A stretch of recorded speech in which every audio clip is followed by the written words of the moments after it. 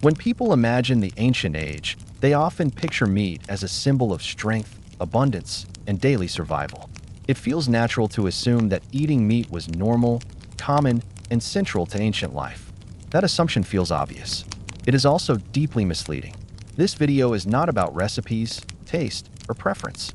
It is about what eating meat actually represented in ancient societies, and why it was far more rare, controlled, and meaningful than most people realize. For most people, meat was not food in the everyday sense. It was an event, a signal, a moment that stood out precisely because it did not happen often.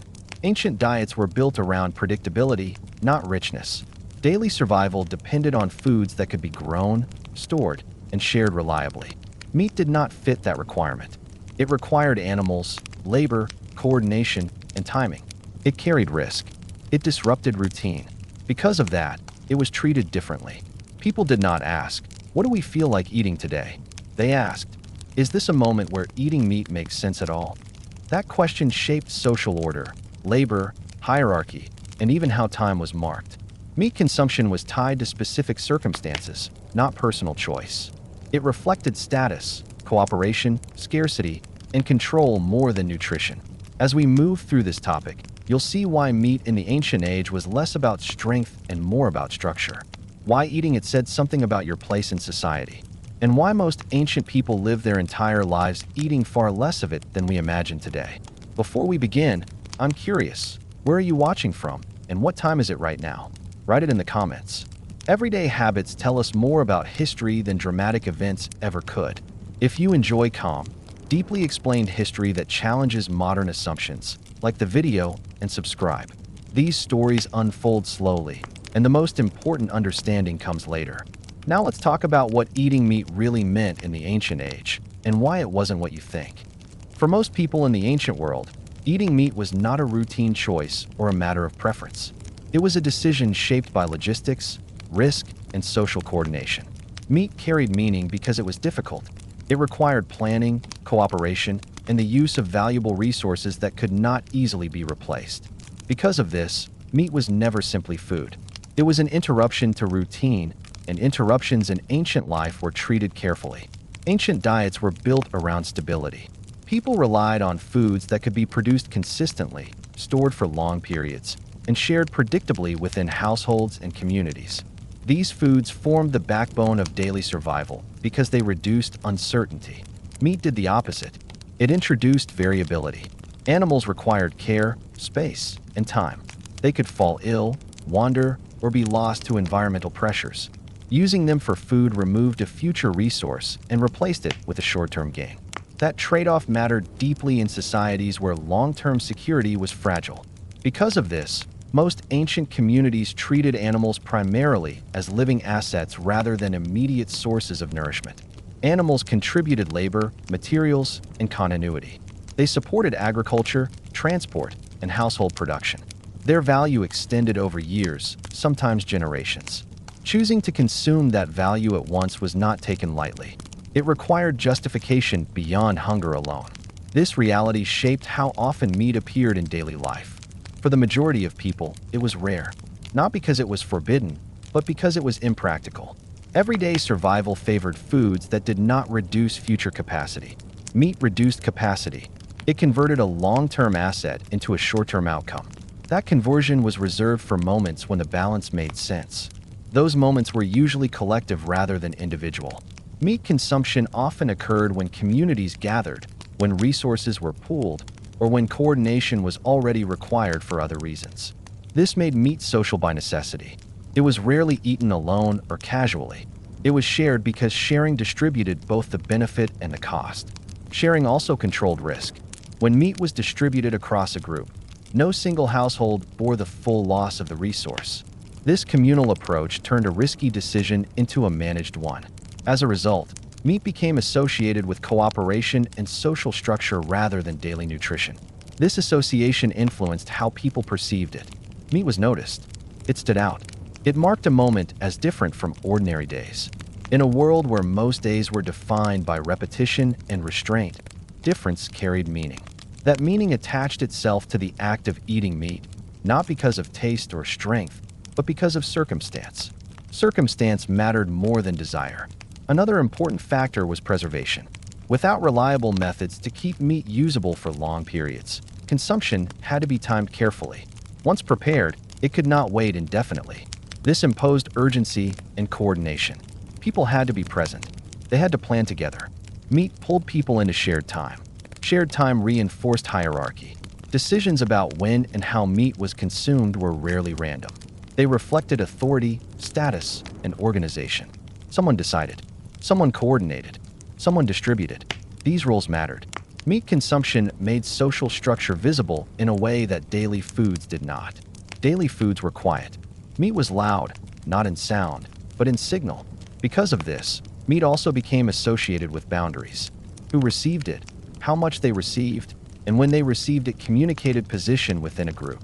These distinctions were not always rigid, but they were rarely absent. Meat revealed structure that daily routines concealed. This does not mean ancient people lacked desire for meat. It means desire was secondary to feasibility. Hunger existed, but it did not override long-term thinking. Ancient survival depended on restraint more than indulgence. Choosing restraint repeatedly created cultures that valued predictability over richness. Predictability kept people alive. Meat disrupted predictability. That disruption had to be justified. Another overlooked aspect is labor. Preparing meat required time, effort, and skill. It was not an incidental activity. It diverted labor from other essential tasks. In tightly balanced economies, diversion mattered. The decision to prepare meat was also a decision to pause other work temporarily. That pause needed purpose. Purpose often came from collective need rather than individual appetite. This is why meat consumption aligned with moments that already justified disruption. When communities gathered for reasons of coordination, redistribution, or transition, meat fit into the existing interruption. It did not create disruption on its own. It piggybacked on it.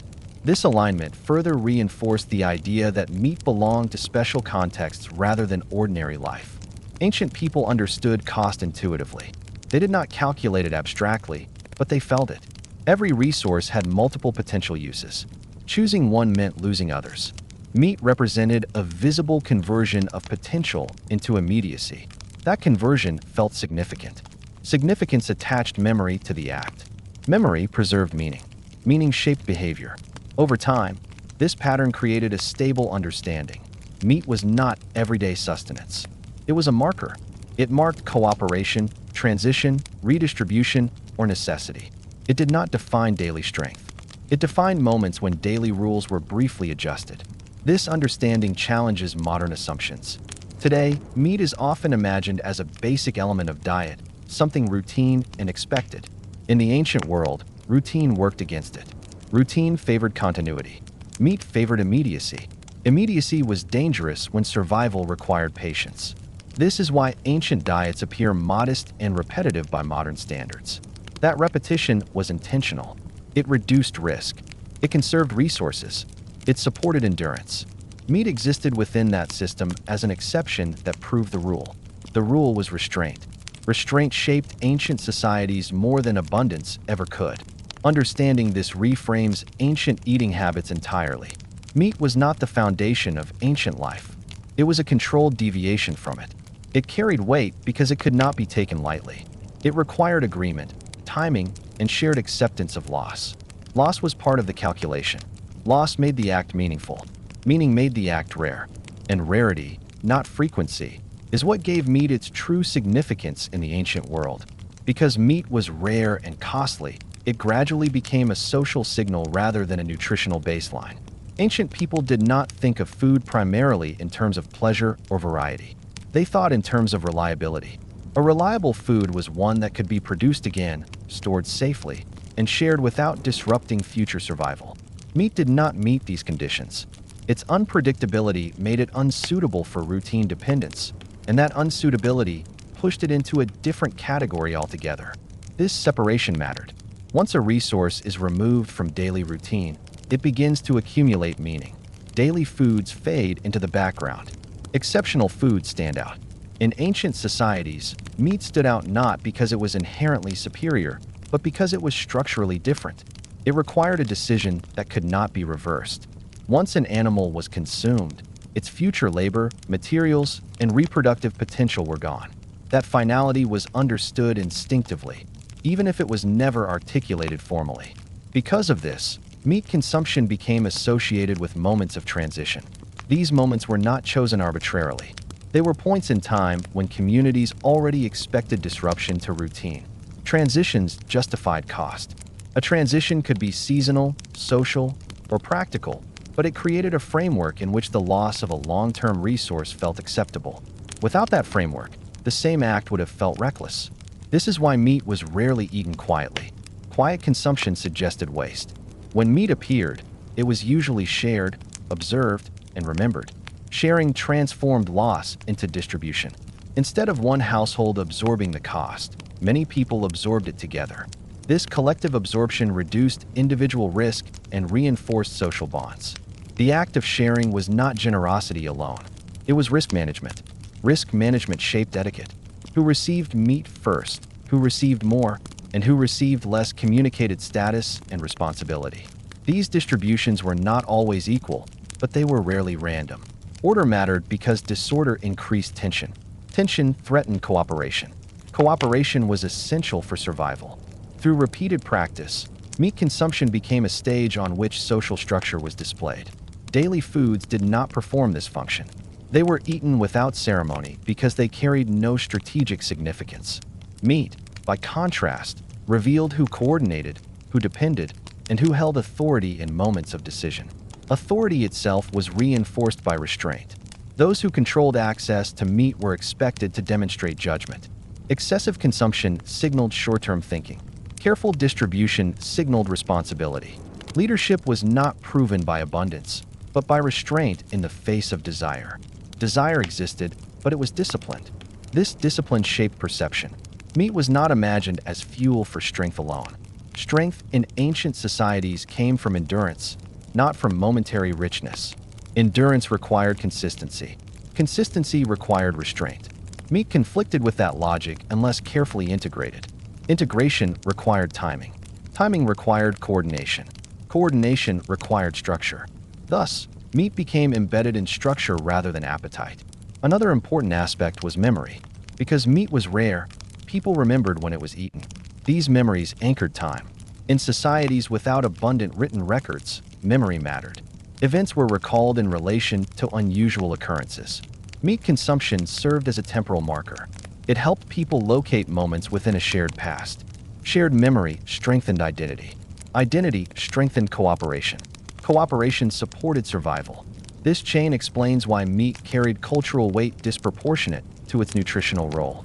Its impact was symbolic because its occurrence was meaningful, not because it was frequent. Frequency dulls meaning. Rarity sharpens it. Sharp meaning influences behavior long after the act itself. This influence also extended to how people thought about animals. Animals were not viewed primarily as food waiting to be consumed. They were seen as contributors to ongoing life. Their presence represented future capacity. Removing them from that role required justification beyond immediate need. That justification often took the form of collective agreement. When a community agreed that a moment warranted consumption, responsibility was shared. Shared responsibility reduced guilt and tension. It also reduced conflict over resource loss.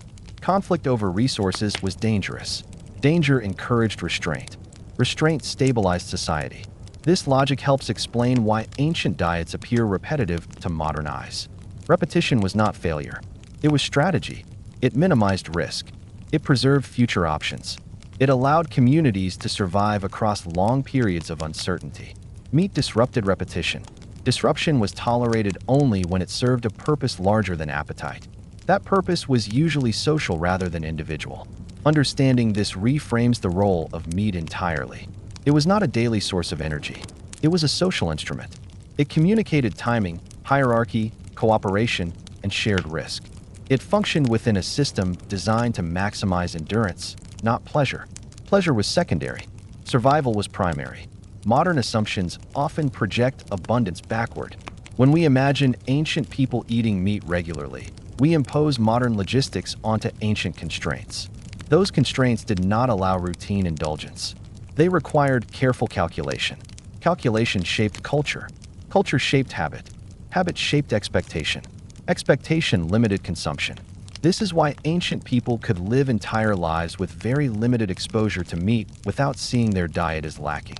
Their expectations were calibrated to their environment. Satisfaction came from predictability, not variety. Variety introduced uncertainty. Uncertainty threatened survival. In this context, meat was not everyday nourishment. It was a controlled deviation from normal life. It was meaningful precisely because it was rare, costly, and socially managed. It did not define strength. It defined coordination. Coordination mattered more than individual gain. When viewed this way, the ancient relationship with meat becomes clearer. It was never about constant access. It was about judgment. It was about knowing when to convert future capacity into present benefit and when to refrain. Refraining was the default. Consumption was the exception. And it was that exception, carefully timed and collectively shared, that gave meat its real meaning in the ancient world. In the ancient world, the meaning of eating meat cannot be separated from how people organized work, time, and survival itself. To understand this properly, it is necessary to step away from modern assumptions about food as a personal choice and return to a reality where food decisions were inseparable from long-term planning. Ancient people did not evaluate meals by satisfaction alone. They evaluated them by consequence. Every act of consumption carried implications for the future, and meat carried more implications than almost any other food. Most ancient societies operated close to the limits of what their environment could reliably provide. Food systems were fragile, not because people lacked skill, but because variability was constant. Weather shifted unpredictably, yields fluctuated, storage was limited, transport was slow. Under these conditions, reliability mattered more than richness. Diets evolved to favor foods that could be reproduced year after year with minimal disruption. This is why staple foods dominated daily consumption. They created continuity in a world where continuity was difficult to maintain. Meat disrupted that continuity. Animals required ongoing care, space, and resources. They represented stored labor and future capacity rather than immediate nourishment. Consuming them meant collapsing future potential into present gain. That trade-off was understood intuitively. It was not debated philosophically, but it was felt practically. Every animal consumed reduced the system's ability to function tomorrow. Because of this, meat consumption was deeply tied to calculations about labor. Animals were integrated into work systems. They contributed energy, materials, and stability over time. Removing them from that role had consequences that extended far beyond the meal itself. Those consequences had to be absorbed somewhere, either by additional labor, reduced output, or increased vulnerability later. Ancient societies were acutely aware of this balance, even if they did not describe it in abstract terms. This awareness shaped how often meat could appear without destabilizing the system.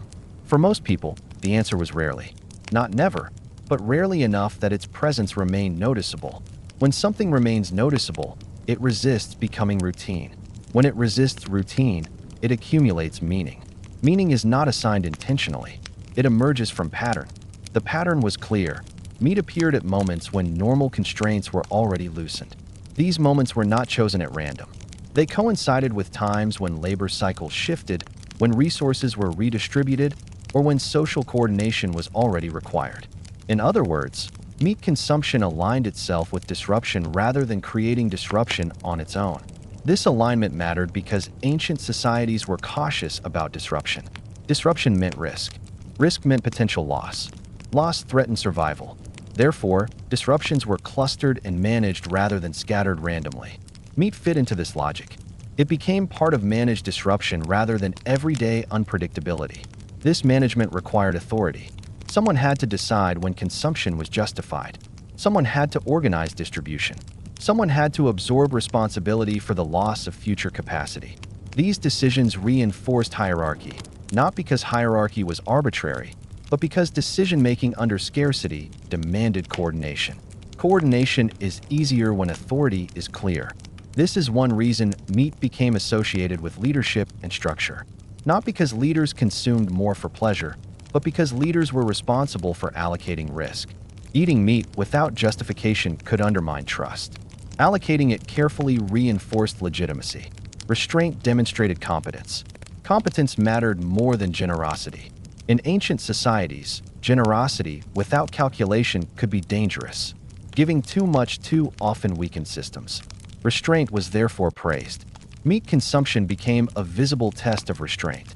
How it was handled revealed whether leaders prioritized immediate satisfaction or long-term stability. This dynamic extended beyond leadership into households and communities.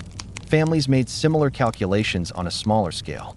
Animals represented future labor, materials, and security.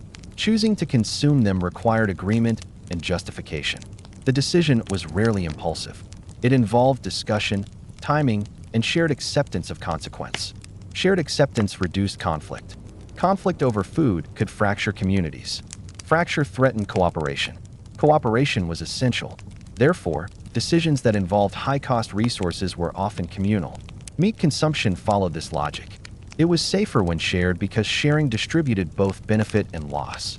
Distribution also required rules. Rules clarified expectations. Expectations reduced tension. Over time, these rules became customs. Customs stabilized behavior. Stabilized behavior preserved systems. This is how meat moved from being a practical resource to being a social signal. Its consumption communicated that a decision had been made deliberately, not casually. It marked a moment as exceptional within an otherwise repetitive life. That exception carried weight. Weight shaped memory. Memory shaped culture. Culture reinforced pattern. Another dimension of meat's meaning lies in time. Ancient life was structured around cycles. Agricultural cycles, labor cycles, and seasonal cycles governed behavior. Meat consumption often aligned with these cycles, not because of symbolism alone, but because cycles created windows where risk could be managed. During transitions between cycles, labor demands shifted. Storage levels were reassessed. Communities evaluated capacity. These evaluations provided context for decisions that would otherwise feel reckless. Meat fit into these moments because its cost could be absorbed within a broader adjustment. This cyclical integration further separated meat from daily sustenance. Daily sustenance existed to maintain continuity. Meat existed to mark transition. Transition requires acknowledgement. Acknowledgement creates meaning. Meaning distinguishes events from routine. This distinction explains why ancient people remembered meat consumption even when it was nutritionally insignificant over the long term. Memory does not track calories. It tracks deviation. Meat was deviation. Deviation anchored stories. Stories preserved identity. Identity reinforced norms. Another factor shaping meat's role was preservation. Without reliable long-term preservation methods, consumption had to occur quickly.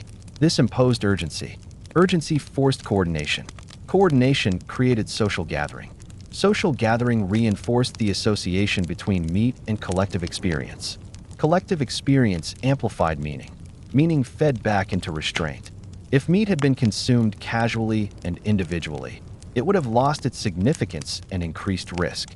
Ancient societies avoided this outcome by embedding meat consumption in shared contexts that justified its cost. This embedding also limited frequency. Frequency erodes significance. Erosion encourages casual use. Casual use destabilizes systems. Limiting frequency preserved both meaning and stability. Modern observers often misunderstand this dynamic because modern food systems separate consumption from consequence. Ancient systems did not allow such separation. Every choice echoed forward. Meat echoed loudly. Because of this, ancient diets cannot be judged by modern nutritional frameworks alone. They must be understood as systems of risk management. Meat was not avoided because it was disliked. It was limited because it was dangerous to misuse. Danger did not mean immediate harm. It meant long-term vulnerability. Ancient people lived close enough to that vulnerability to respect it. Respect produced discipline. Discipline produced endurance. Endurance shaped civilization. When viewed through this lens, meat appears not as a foundation of ancient life, but as a controlled variable within it. It was adjusted carefully to maintain balance. Balance mattered more than abundance. Abundance without balance threatened collapse. This is why ancient societies that endured for long periods tended to emphasize restraint over indulgence. Their survival depended not on extracting maximum value in the present, but on preserving capacity for the future. Meat consumption tested that principle repeatedly. Each test reinforced the lesson. Over time, the lesson became implicit knowledge. Implicit knowledge guides behavior without needing explanation. This knowledge was passed through habit rather than instruction. People learned when meat was appropriate by observing when it appeared. They learned when it was absent by experiencing routine. The contrast taught more than words could. Contrast teaches limits. Limits protect systems. Protected systems endure. In the ancient age, eating meat did not symbolize strength in the modern sense. Strength was measured by consistency, patience, and coordination. Meat symbolized decision, not power. It marked moments when a community chose to accept short-term gain in exchange for long-term cost, and did so together rather than alone. Togetherness mitigated risk. Mitigated risk preserved trust. Trust sustained cooperation. Cooperation made survival possible. This is the deeper meaning of meat in the ancient world. It was not about diet alone. It was about how societies navigated scarcity without collapsing. It was about how people learned to restrain desire in service of continuity. It was about how food became a language through which responsibility, hierarchy, and timing were communicated.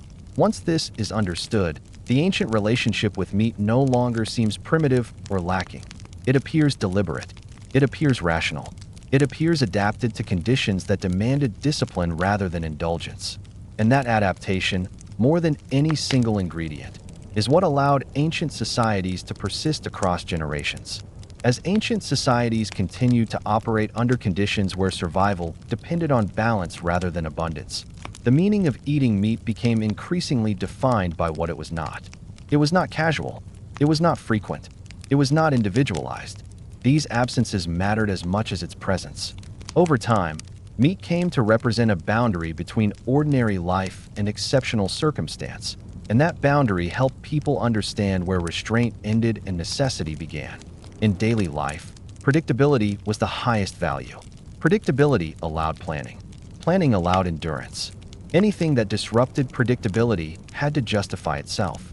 Meat rarely justified itself through hunger alone, because hunger was a constant pressure that had to be managed conservatively.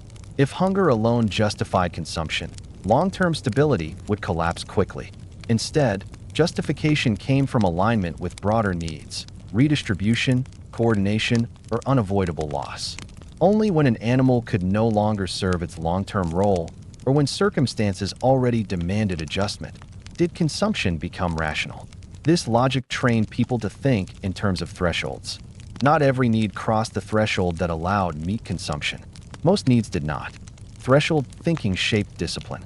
Discipline shaped expectation. Expectation shaped culture. Over generations, this produced societies where desire was acknowledged but rarely indulged without structure. Structure is what kept ancient food systems functional. Because meat was tied to thresholds, it also became tied to judgment. Judgment required experience. Those who exercised judgment were expected to understand consequences beyond the immediate moment.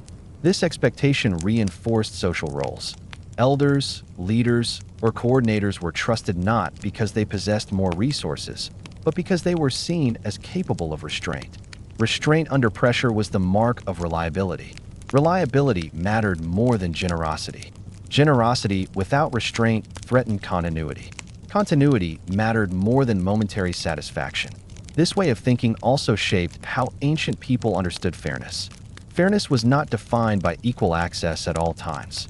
It was defined by appropriate distribution under constraint. Meat distribution reflected this. Portions communicated responsibility and role rather than entitlement. These distributions were rarely debated openly because their logic was widely understood. To challenge them was to challenge the stability of the system itself. Stability was defended quietly. Another important aspect of meat's meaning lies in how it interacted with labor memory. Ancient work was repetitive and demanding. Most days were defined by the same tasks, the same foods, and the same rhythms. Meat broke that rhythm. When rhythm breaks, memory forms.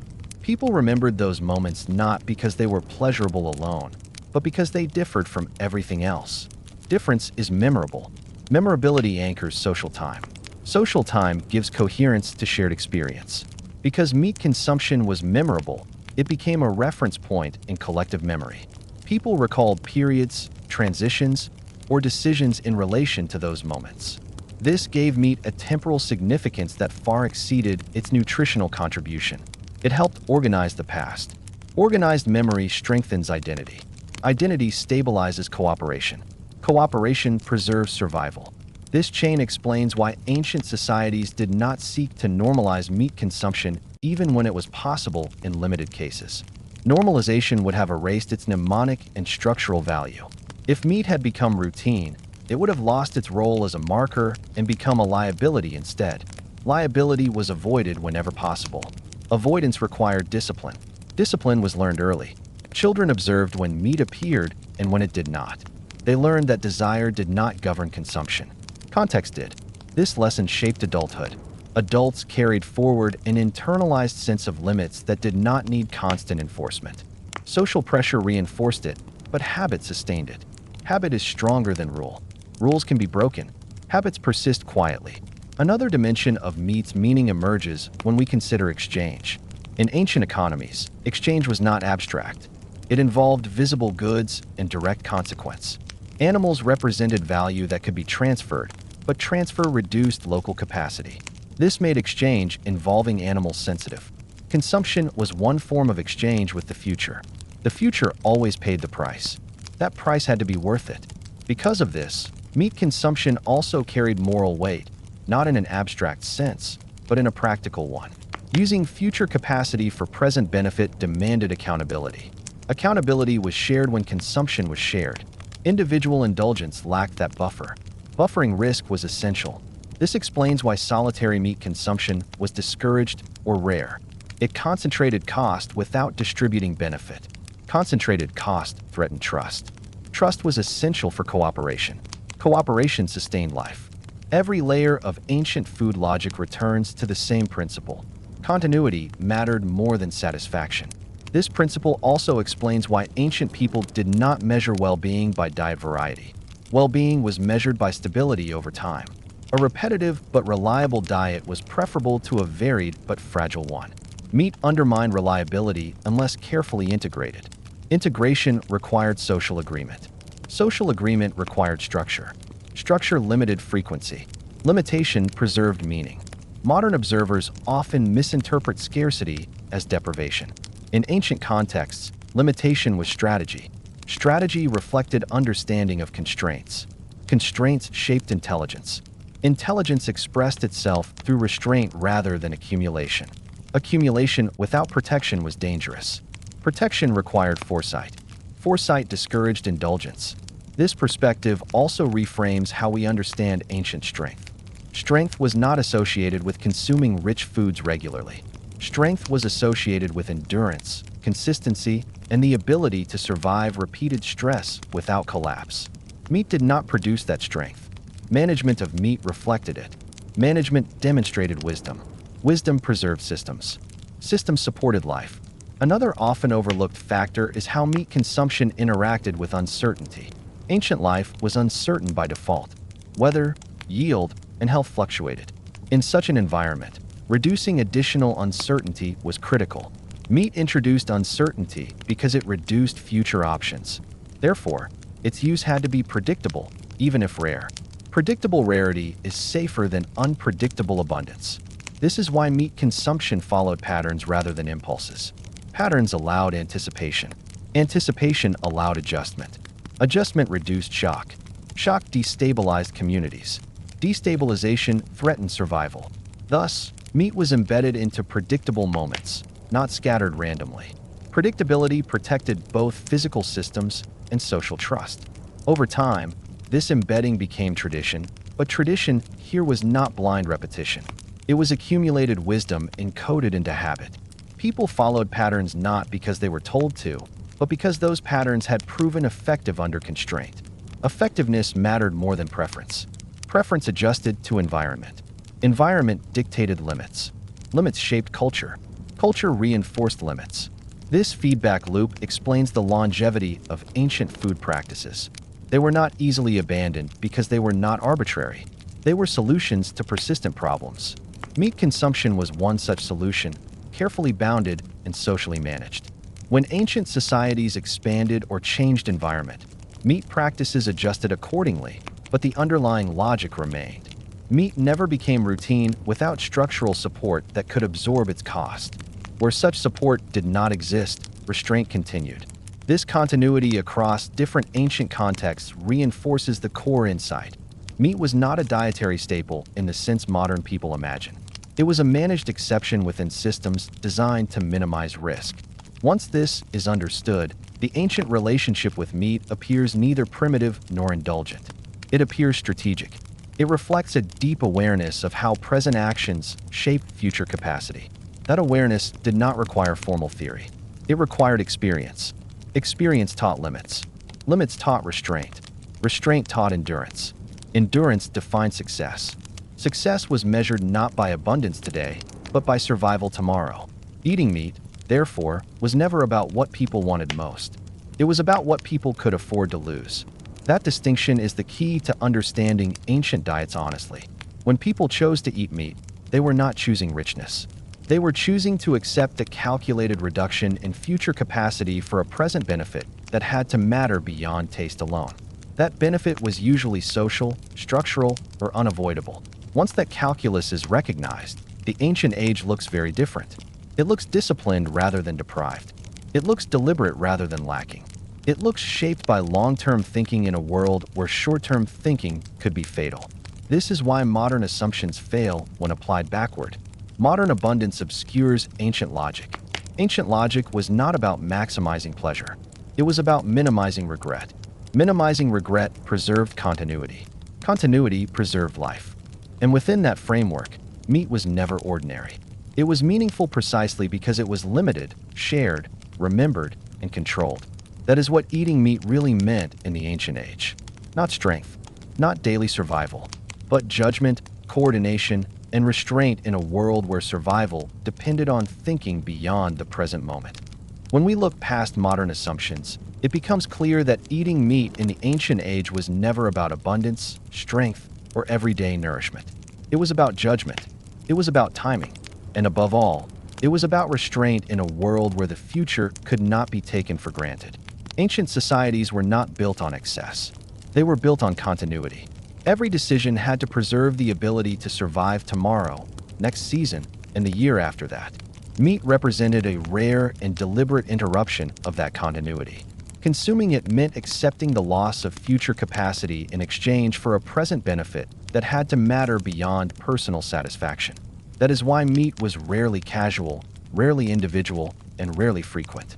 Because of its cost, meat became social rather than dietary. It marked moments when routine was intentionally broken, when coordination was already required, and when responsibility was shared. It revealed structure, reinforced hierarchy, and anchored memory. Its meaning came not from how often it appeared, but from how carefully it was managed. Seen this way, ancient diets were not lacking. They were disciplined. Repetition was not monotony, but strategy. Restraint was not deprivation, but intelligence shaped by experience. Strength was measured not by richness of food, but by endurance of systems and patience of people. Understanding this changes how we see the ancient world. Meat was never the foundation of daily life. It was a controlled exception within societies designed to minimize risk and preserve the future. What mattered most was not what people could consume, but what they chose not to. Thank you for staying until the end. If this perspective helped you see ancient life more clearly and challenged modern assumptions, support the channel by liking the video, subscribing, and sharing your thoughts in the comments.